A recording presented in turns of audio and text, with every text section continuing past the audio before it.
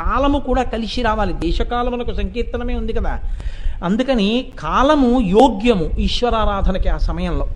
అటువంటి యోగ్యమైనటువంటి కాలము రోజులో 2 సార్లే ఉంటే అటువంటి కాలము ఎంత గొప్పదో శరదృతువులో పాడ్యమి నుంచి ఆశ్వీజ మాసంలో నవమి వరకు ఉండేటటువంటి 9 తిథులు అమ్మవారి అనుగ్రహం పుష్కళంగా పొందడానికి, మనస్సు వెనక్కి అడుగులు వేసి ధ్యానం చేయడానికి చాలా చాలా యోగ్యమైన కాలంగా ఋషుల చేత నిర్ణయం చేయబడింది.